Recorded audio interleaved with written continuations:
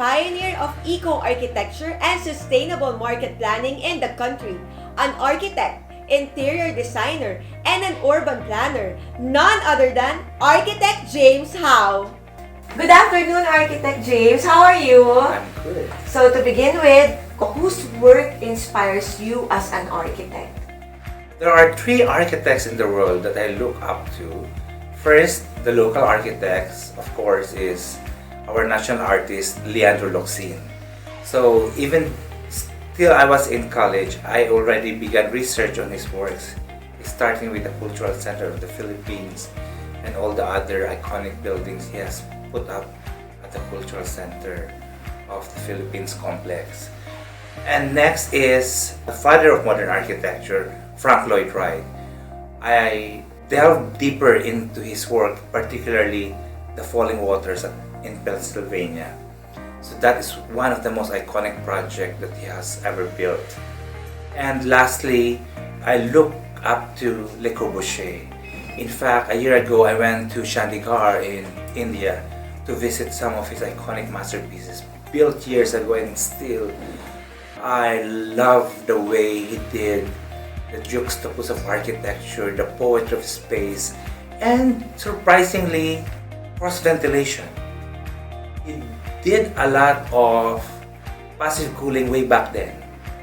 So he was a pioneer in his time. What is your design philosophy?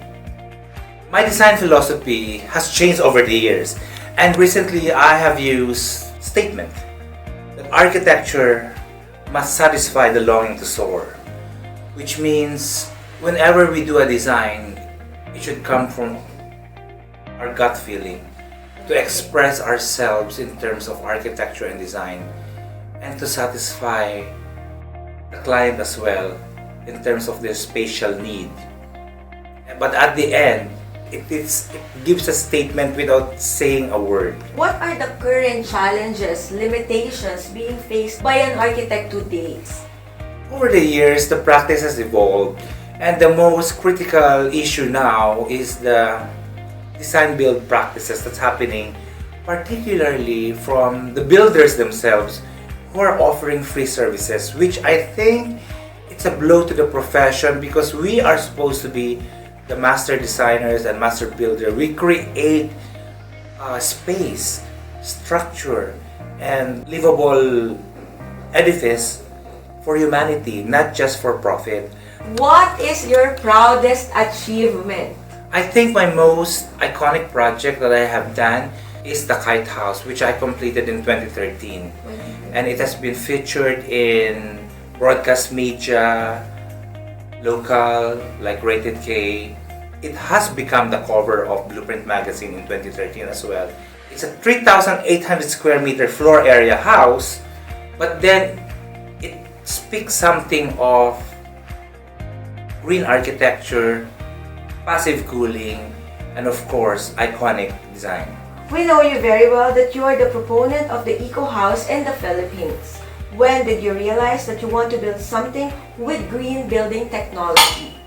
When I came back in the Philippines in 2008, I decided to launch this during the Manila Construction Show, the SMX, and really built a prototype of the first Ecohouse in the Philippines using the thermowall and all the other components that contributes to green sustainable housing.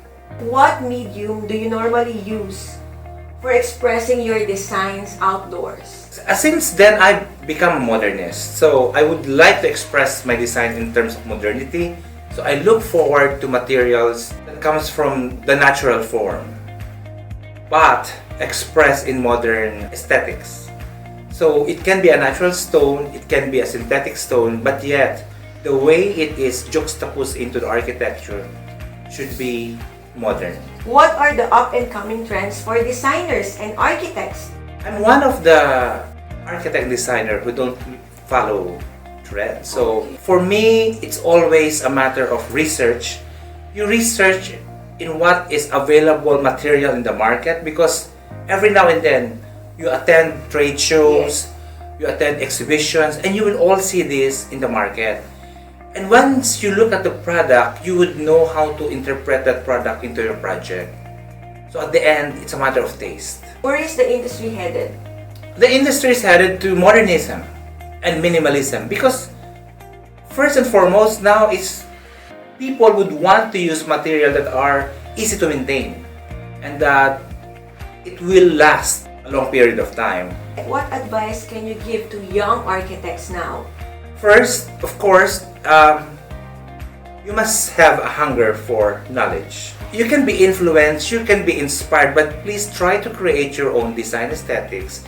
And I know over time you will evolve and come out with your own signature design, and that you have to find out. And I have said it must come from your core gut feeling. What books do you recommend for them to read? There's a lot of books available, and if you visit my house, I have a library.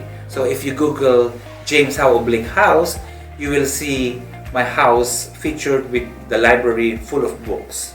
What is your dream project?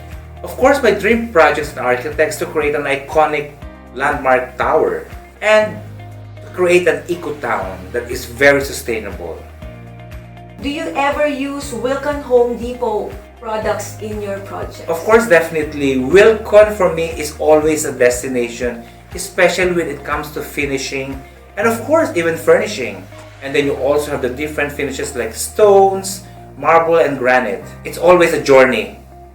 You go there to please yourself, to find the right material that you're looking for. At the end of the day, you go home inspired. So much, architect.